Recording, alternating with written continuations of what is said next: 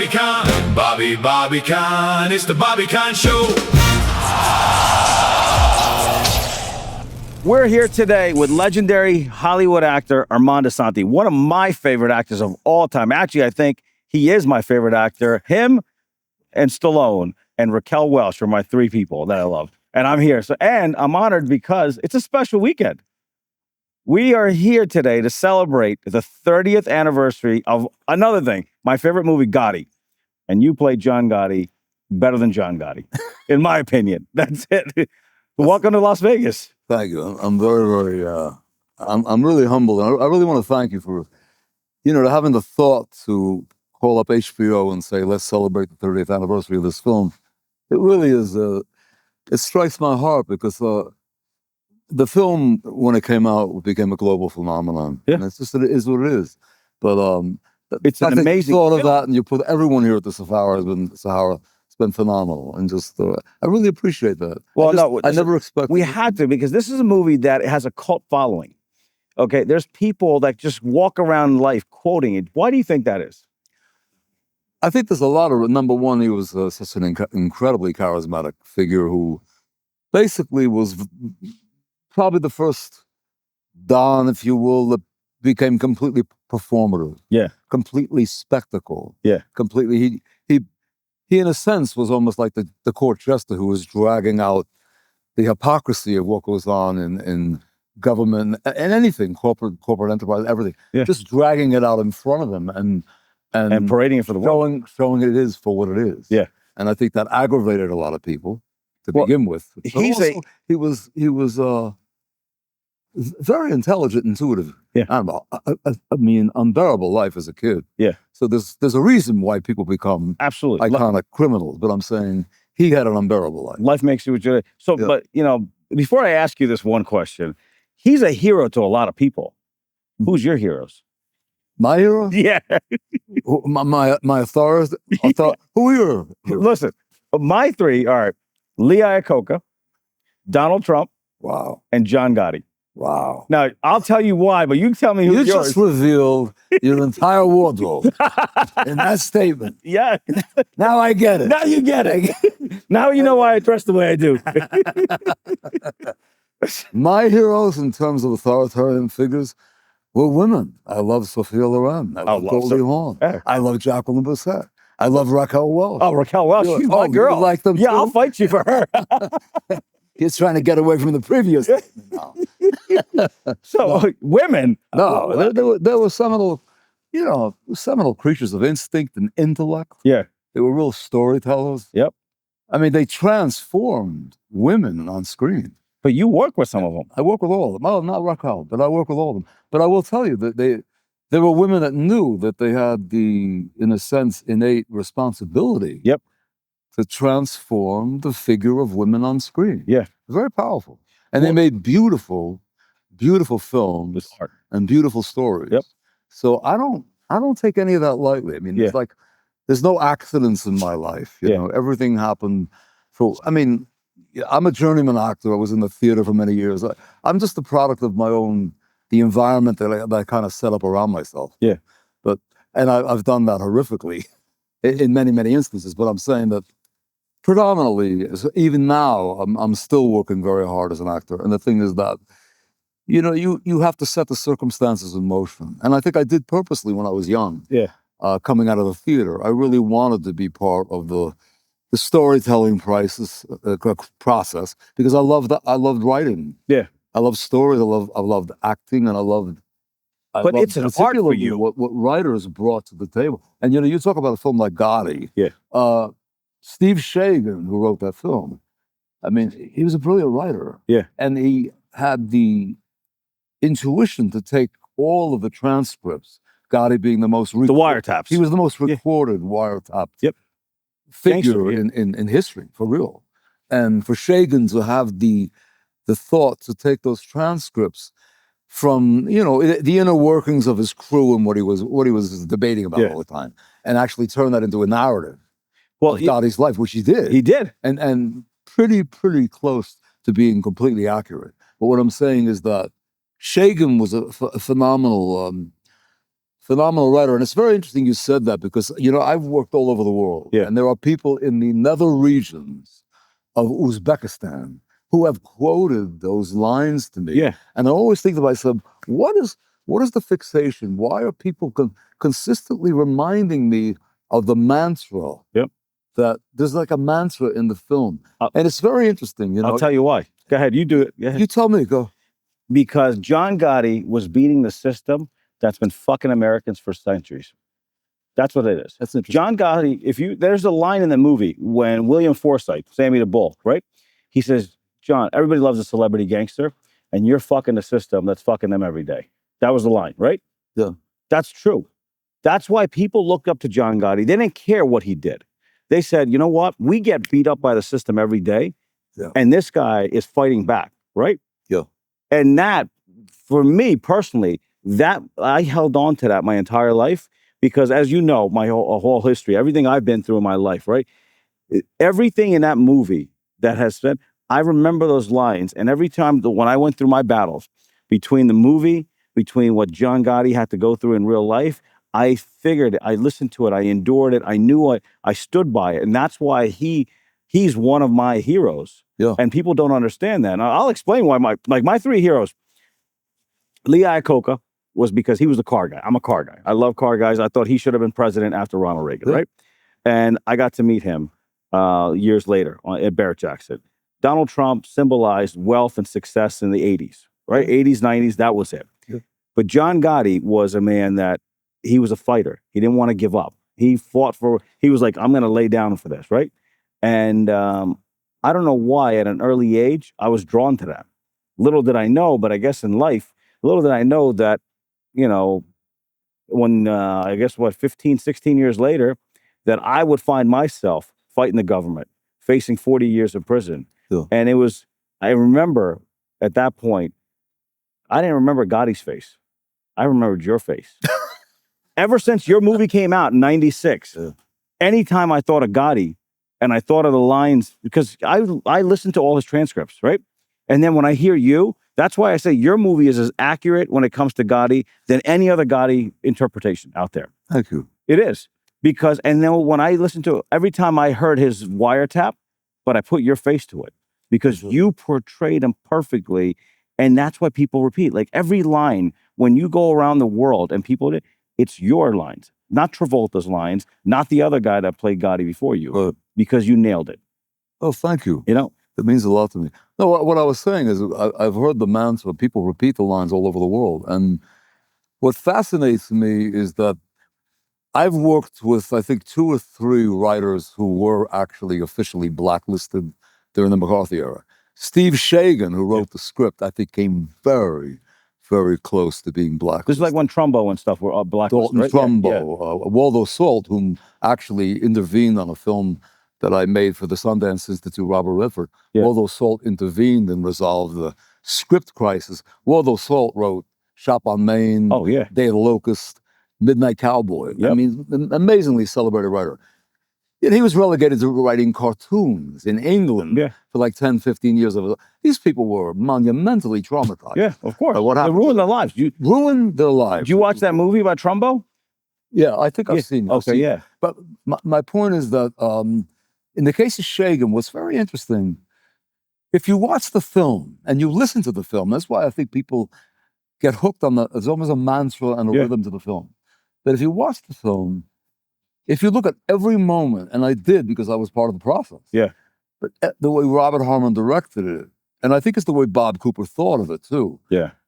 Every moment of that film, there is a subplot and a subtext going on in every character. And basically what's happening internally in each of them is that they're saying to themselves, what if at this moment in my life can happen to you, I could be erased forever. Yeah, exactly. That mantra exists in the entire narrative of the film. Yeah, of course. Every moment. Yep. And I attribute Robert Harmon to directing it like that. Yeah. Because I have a script now that I'm working on with the writer. Brilliant thing. He did the same thing. Yeah. It's what's not said. Yep. You know, Hemingway was really, in my estimation, the first great screenplay writer because his novels are basically screenplays. Yeah. But the subtext of what's not said, he never discusses, never reveals the trauma. Yeah. But if you study Hemingway's You life, figure it out. one trauma after another. Absolutely. Exactly. And so I'm saying that's what interests me. That's what interests me today. Even why do I keep doing this? Yeah. What interests me today is in writing anyway, is writers who have the ability to tell those two stories at the same time. Just as you know, in certain conversations you have, there's another subplot going on. No, absolutely. There's a whole different you don't know what's going on. Yep. It's what's not said in the room that you're trying to figure out. What fascinates us the most. Yep, absolutely. And that to me is when I watch the great actors that I've loved all my life. When I watch them, I mean, they were masters at it. Yeah. Masters at it. Well, let me ask you, this is like something that a lot of people wonder. So Gotti got arrested and sentenced to prison in 92. The movie came out in 96.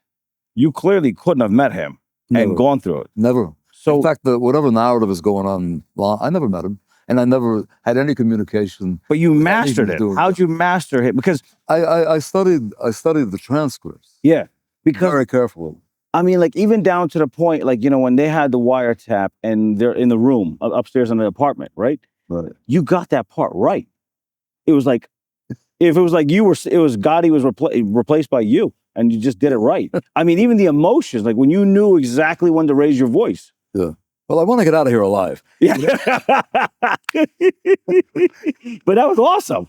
I mean, that's what people love. And that's, and like, that's why today we're doing an event here, guys. If you don't know this, we thought about an event. This all came together at a last moment. They had a breakfast and I called them up and I said, hey, the guys of the Sahara love Gotti. They're fans of yours. Would you like to do, a Q&A session when you come for my birthday party?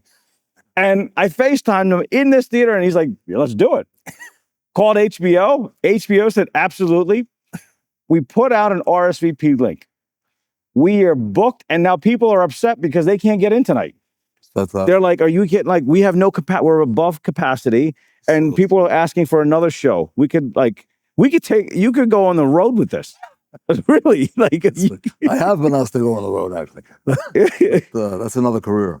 Well, okay, so tell us something that most people wouldn't know. About who? About the whole movie or anything about your career that most people would never know, knowing you. Because you've been in this business for 50 years. Tell me, like, the work ethic that goes into it. Like, what inspires that? Well, work ethic is an interesting question because I think it gets back to basically our own mutual ancestral background. Our grandparents and our grandparents, they came here with their genetic makeup, but actually those people, most of them, came from absolutely nothing. Yes. And I mean nothing. They were immigrants. When you say work ethic, how I interpret that is that I remember this vividly in my grandparents, that then their work was their identity. Yeah.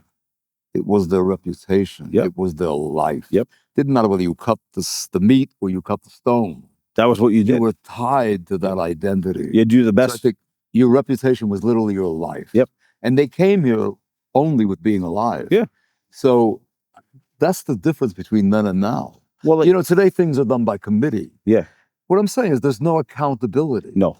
That generation and the generation of my parents, they had to be accountable. Absolutely. You have to be accountable. Well, you were either the best butcher, you were the best artist. Right.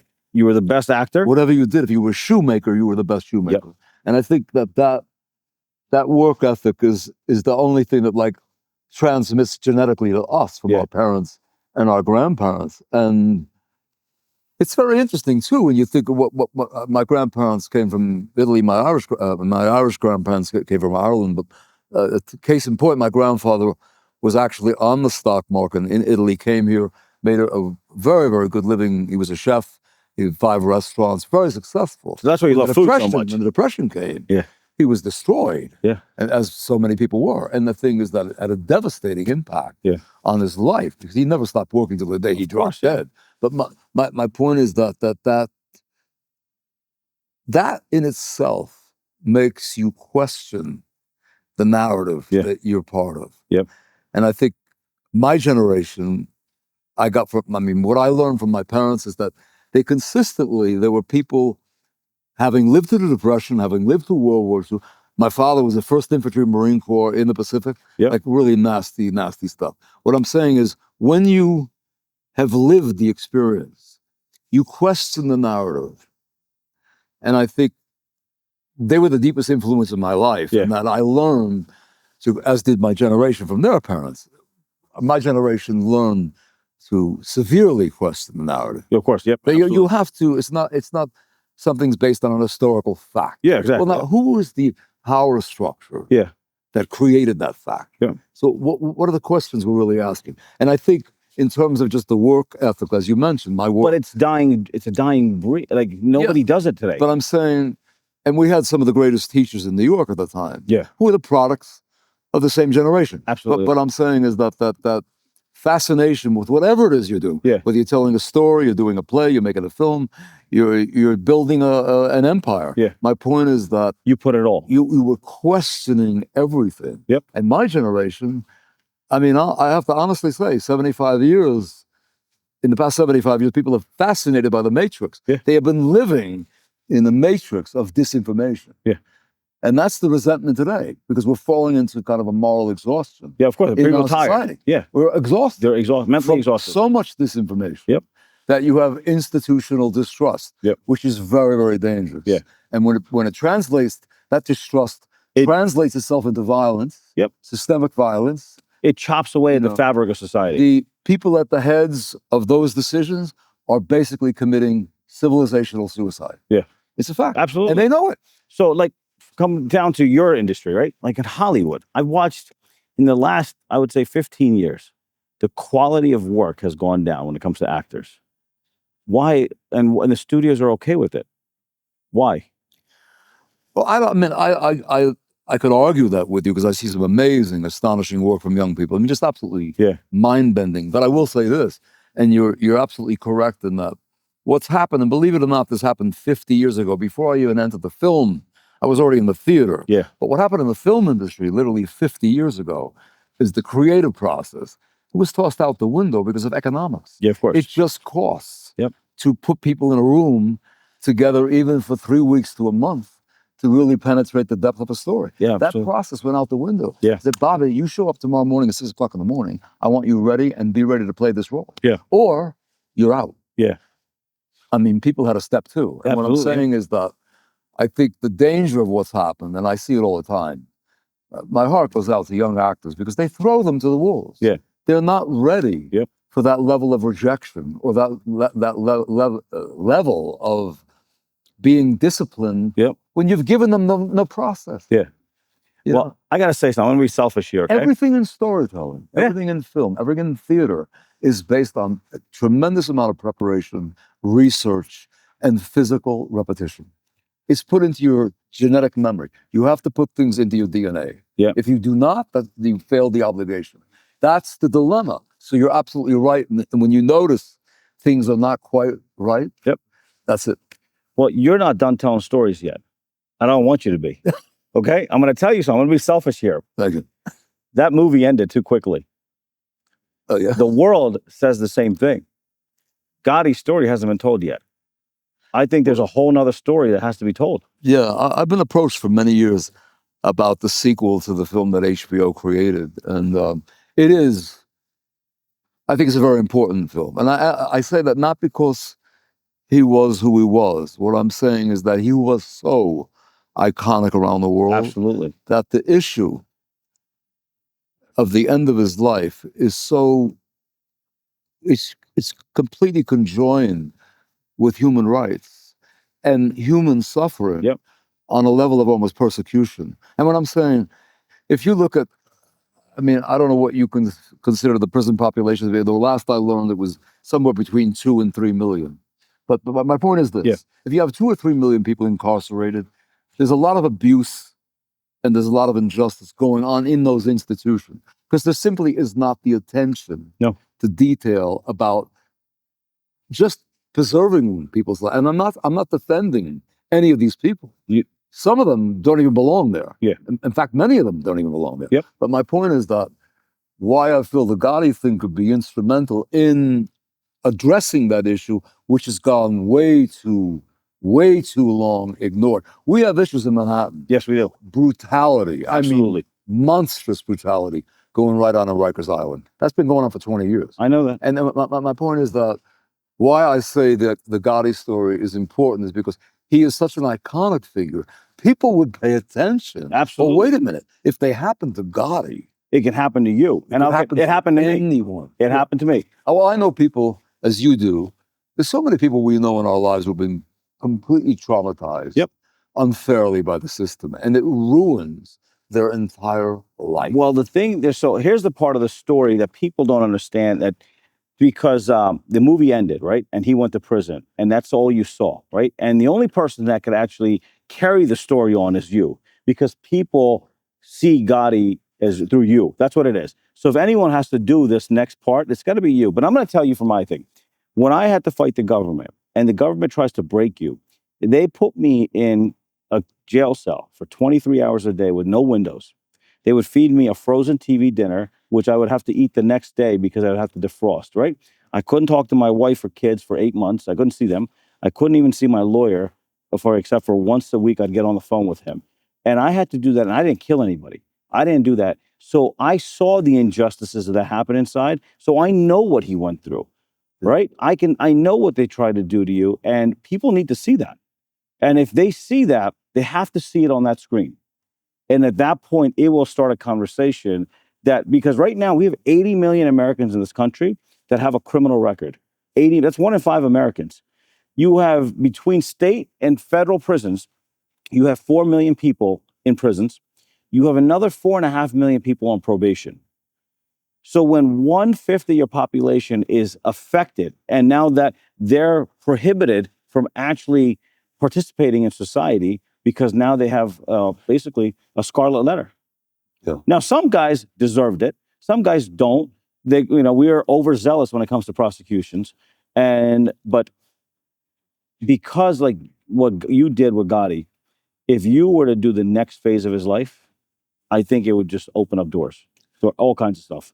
It's been discussed, and I will tell you that there's no point in doing it without the right writer. Yeah. Who really, like I said, this is a human. I would not call it a gangster film. This is about a human rights film.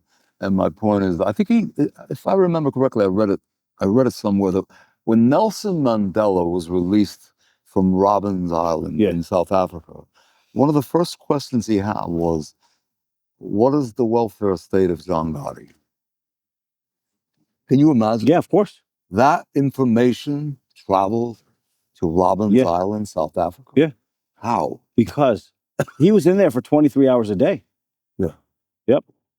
It's again, I would never approach the script. I've talked to several writers now. I will tell you that writing is everything in the industry, and if the writing is not right, and also I'll tell you something that I think is critically important, is that writers that not only understand that issue, but writers can go on the journey. Can you imagine? You can imagine. And I'll ask you, where did your mind go? Your mind went to many, many places. Yep. When you sat 23 hours. Your mind wanders. Travels everywhere. Yeah. Can you imagine the conversation that you have? Oh, I know. I know the conversation. Yep. You above anybody. I know. And so the thing is, I'm going to say this to HBO. I reach 38 million people a month right now, right? And 38 million people a month on Instagram. What socks do you wear? But I'm going to tell you this, because ever since I told people that you were going to be here, HBO at this point should look at this, just sit there and look at the comments online and realize that the world is hungry for this. Or a studio needs to say, this is it. And the only man that could do it is you. Thank you. It's a very powerful theme, and it's a very powerful project. And I mean, he, ironically, he became this iconic, charismatic character who had global impact. And I'm not just saying this; it's a fact. I meant what I said. Yep. I'm in the nether regions of Russia. Absolutely. And somebody's coming up to me and quoting the lines of the film. Yep. So the film has tremendous metaphorical implications. Yep. Another writer that I love to talk about writers because that's my life. Yeah. I read over the course of a year, a tremendous amount of mediocrity, but I have to read, a certain amount of really terrific, absolutely. terrific scripts. Yep. And I love literature. Yeah. But I will tell you another great writer who I get complimented on his lines is Steve Zalian, who wrote American Gangster. Oh, yeah. That line. People come up to me and they're quoting his line in the city. They're walking up to me and they go, yeah, you're going to become unsuccessful. That's it. I just posted that video of him. I just posted a video and 50 Cent reposted my video. He's a writer. Yeah. Steve Zalian. Yep. Brilliant. Absolutely. That was a great movie. Very much one of the writers I want to work with. We should. He's a phenomenal writer. But you got a lot of stuff happening. You're like, when most guys are ready to retire, you have a lot of stuff in the pipeline. And, I keep my nose to the grindstone because I've made my living doing this. I love what I do. And I'll be honest with you, the miracle of the independent film world, which Robert Redford never gets the credit he deserves for, but the miracle of the independent film world that made sociologically so many important stories that are never heard around the world. Yeah. All those stories started to become audible. Yeah. They started to be heard. Kids who were living in horrible conditions in Ukraine, Russia, in India, all these stories started to come to the surface. Yeah. That's the miracle of independent film. The downside of it in our American film industry is that the economics disappeared. So people are making films for nothing. Absolutely. Consequently, when you start to work for nothing, all the corners start to get lopped off. Absolutely. And that's the complication of surviving as an actor in this day and age. And the only thing I would say, in terms of my life, I still love what I do, and believe it or not, I have people around me that really want to work with me. Absolutely. And forward ideas. So I am working. I'm developing about 4 or 5 projects now. As you know, I met this incredible, phenomenal entrepreneur who was, believe it or not, a restaurant legend in America, Nick Bamonte. And one of the first critical things I really started to discern about him, because I'm super paranoid about who I align myself with. I am like major paranoid. So I don't align myself with anybody. But what I liked about him, he's an astute businessman. And he really wants to commit to doing it totally. And it's the only reason I'm trying to build this company. Well, that's and thank God, we're getting very, very close to having some fruition. But I'm developing some really smart, very cool projects. All I'm going to tell you is he shared the stuff that he's doing. It's fucking phenomenal. That's what I'm going to tell you. It's going to be Armand Assante's, some of his best work. I'm going to tell you that. The one script that I've got to know, that's Oscar winning. I think there's an Oscar. What? Which is what? Can I mention it? No. Okay, then okay, absolutely. Okay. No, we have the future. We have an incredibly fascinating project about Las Vegas. Oh, absolutely. And listen, we're all about Vegas, and the fact, so maybe I'm a little biased, but I think that movie being filmed here, that's going to get you an Oscar. Yeah. Yep, that is. And I wanted to tell you too, man. I really mean this. Everyone here at the Sahara, and Vegas has been very, very, very kind to me over the years. Yeah. Everyone here has been just right down to the waitresses, so kind. We love you. You kidding me? It's very special. It touches me deeply. Well, there's a lot of things about you and I. Like, we have an interesting story that most people don't understand. Okay. So when he came onto the screen in '96, I was just drawn. I'm like, who's this guy? And I went and watched all your movies. Okay. I watched all your movies. I can rehearse the lines line by line. And then in 2013, I pull into a gas station right next door to my dealership. And there's this Hummer H1 pulls up. It's a pewter color Hummer or whatever, is a gray color. And all out pops Armand Assante. It's 6 o'clock in the morning. And I say, hey, nice Hummer. He goes, nice Ferrari, right? I walk into the convenience store. So I start talking to him. I said, what are you doing? He goes, I live up the road, right? And he goes, what are you doing? I said, I own the dealership next door. And that was it. Never saw each other again. Yeah, never. Never again, right? I go out to fight the government for 10 years. About 5 months ago, I go to a Cars and Coffee event in Vegas, and Nick Bamonte shows up, and he's there waiting for me. And he goes, hey, I've been waiting for you. This is Nick's his partner. He goes, I've been waiting for you. Somebody from back east told me that you're going to be here today. I follow you on Instagram. And he goes, I got somebody that wants to talk to you, right? The next thing you know, I'm on the phone with Armand Assante. And we hit it off. Yeah. And that was it. Yeah. And now after that, we're here today. And I don't know if you give yourself enough credit. What I like about you, and I've objectively watched a lot of. I can't keep up. I can't keep up with the energy in your life to have the imagination to keep going the way you do. But I will say, you really should run for congressman because you're extremely informed.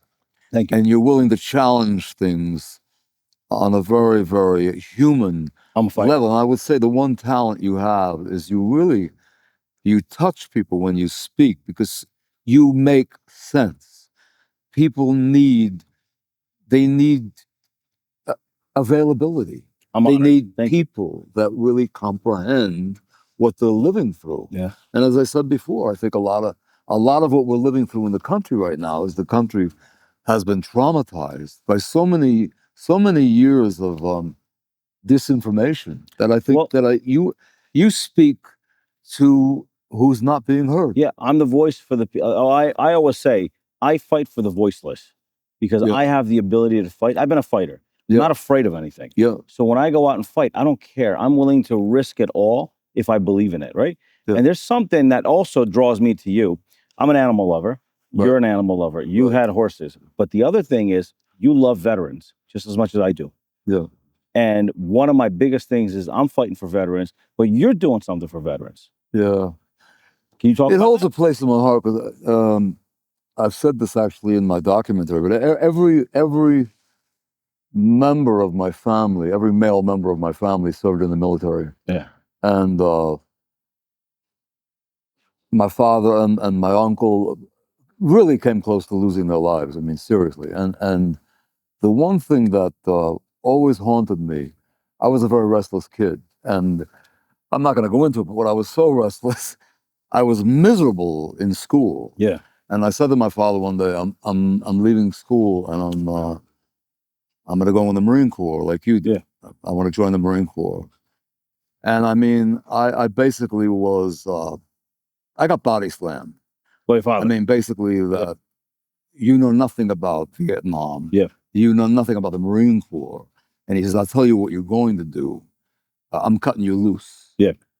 If I catch you at a recruiting office, I'm going to do more than cut you loose. Yeah. He said, but I'm going to tell you one thing. You're on your own. You put yourself through school and continue to what you're working towards, which is being an actor, musician, painter, whatever you want to do. Yeah.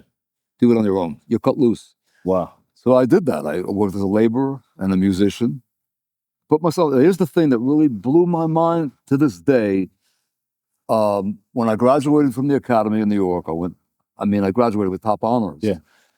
But what was really bizarre is that year, 1969, I was 19 years old. So I had said this to him when I was 16. But when I graduated at 19, what haunted me for the rest of my life is that year, more 19-year-old American boys got killed, died in Vietnam than in the history of the entire war. Two things. How did my father know that? Yep. I mean, because he saw what happened. He was extremely informed because he knew men on the ground everywhere. Yep. And how did he know that I would graduate at the top of my class? And what I'm saying is that intuition. He saved my life. Yeah, he did. He saved my life. So when I look at veterans that I talked to them, yep. And by the way, I've talked to a lot of men, had the exact same experience. There was such a conscience about knowing what was really going on the ground, yep. That the information was the first time the information started to travel very quick, very yep. globally. And what I'm saying is my heart goes out to veterans because I'm dealing with men who are my age, who have suffered with PTSD, post-traumatic stress disorder, for over 60 years. Yeah. For over 60 years. And back then, PTSD was a normal. Yep. Every day of their life. Their wives have dealt with their trauma. Yeah. Their children have fought with their trauma. It wasn't talked about. My father-in-law did 2 tours of Vietnam. Yep. Did it have ramifications, even though he taught the Saudi Air Force? Horrible ramifications. Well, the thing is, back then, it was like a stigma. You didn't talk about it. It was like, you just suck it up and do it. Yeah. But the thing is, like, I see it now. Like, in America today, right now, we're about to, with this new generation that just came out in the last war, you're about almost at 38 veterans a day committing suicide, right? Well, we have 360. If you see the statistics in my documentary, you'll be astounded. It's crazy. But we have almost 400,000 veterans, and they have some of the worst healthcare. The government, I'm like, my fight, and this is why I went out and I've been passionate. I'm like, look, we have FBI workers, postal workers, congressmen, senators, they get the best healthcare. But these are also federal workers. Why don't we go give them the best healthcare? Yeah. We should be able, my plan is like, I want to be able to say, you walk in, when you leave the military, you have an ID card, you walk into any hospital, any doctor's office, any psychiatrist, slam your ID card, and they take care of you. Absolutely. And they pay. We waste so much money in this country. Why can't we take care of the men and women that go fight for us? Yeah.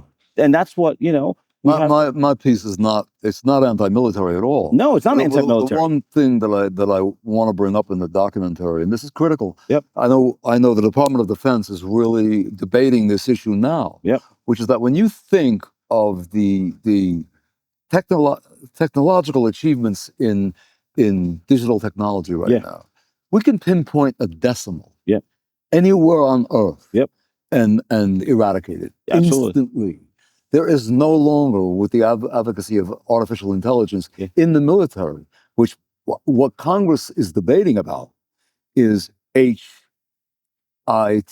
humans in the loop. Yeah. You cannot let artificial intelligence govern our military. You need humans in the loop all the time. But here's the thing. There's no excuses anymore for a man to lose his legs or his eyes or his arms or his hands. There's no excuse. Because we are now totally informed of what is a strategic target and what is not a target. Well, look at this war now. It's all air war. So I do not want to see our veterans put in unnecessary harm's way. Thank you. That's the same way. Yep. And this is in no way against the military. Like I said, no, absolutely. My family was in the military. But we want to protect them. Yeah, we want to protect the men and women that fight for us. We don't want another generation to go through what they went through. That's the point. Listen, that means the world, and the fact that you stand, that makes me to respect you even more. I mean, like, for me, like, I've always held you up here. When I got to know about this, I even more. Thank you. I mean, like I said to you, I don't have many idols, and I had the three, and then you made your way into that list just by playing one of them. I wish I had your wardrobe. What's he say in the movie? He goes, John, how much do you pay your tailor, right? Speaking of tailor, that jacket, I've been looking for that leather jacket for years. I have it in my closet. I'll send it to you. No. But I got to ask, okay. In the movie, you looked a lot heavier. You look like my weight. Yeah. I was 205, Gotti was 210. Okay, yeah. Gotti was my weight. I started at 160, 165. Okay. And you gained all that weight? I put that on and way too quickly. I damaged my esophagus. I busted my stomach wall. Herniated? What'd you eat to gain the weight? I gave myself a lifetime case of acid reflux. I still have it.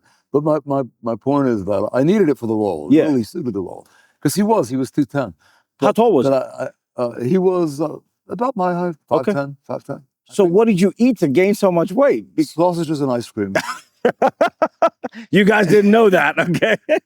But then you lost it because you had to do the next movie right after that. The Odyssey right after. So I had to lose it in 4 months. How the hell did you do that? Fish and vegetables. All right. And I trained 4 hours a day. That was very hard. I can't do the training, but I'll do the fish and vegetables. To put it on. Okay. To lose it is... yeah, because I got to lose like 20 pounds. No, you don't. Yes, I do. Pierce your ears. Get that. Well, listen, I know we got a show to put on tonight, so I appreciate you doing it. I'd love to have you back. I love that. I mean, I'll come up to New York. I'll come out to your farm and I'll do this there. Yeah, I would love it. Because we have so much more to talk about. And if I want to hear from you guys, what you guys want to know about, because I could sit here and talk to him for 8 hours and still have more to talk to him about. Yeah. But I mean, listen, I'm honored that we love cigars. Yeah, we love cigars. And you know what? Last night, he actually had the first Bobby Con cigar. We did it. We had the wrong wrappers yet because the official wrappers haven't come in yet. But he tried it. And you know what? I got to tell you, this is a fanboy moment for me. To smoke a cigar with the legend himself last night, that was it. You made my dream come true. I'm in the process of relaunching a cigar I founded with Victor Vitale and Gary Machon called Ora Vivo. We're going to relaunch it now. You got to get his cigars. 93 rating. Not bad. That's not bad. Yep. Anything over 80 stuff's not bad. Yeah, that's it. Well, listen, you got to get his cigars then. You got to buy the man's cigars. And you know what? We should do a launch party in Vegas when you do it. Be awesome. It'll be awesome. This was amazing. And again, Thank you. I can't thank you enough. No, You've thank done so you. much. Thank you for coming out. Come on. Film. We got to give me a hug, my man. Thank you. God bless you. Thank you. Oh, thank you so much, man. You're the man. All Thank right. you. Appreciate Be it. safe. No, are you kidding me? This is awesome. God bless you.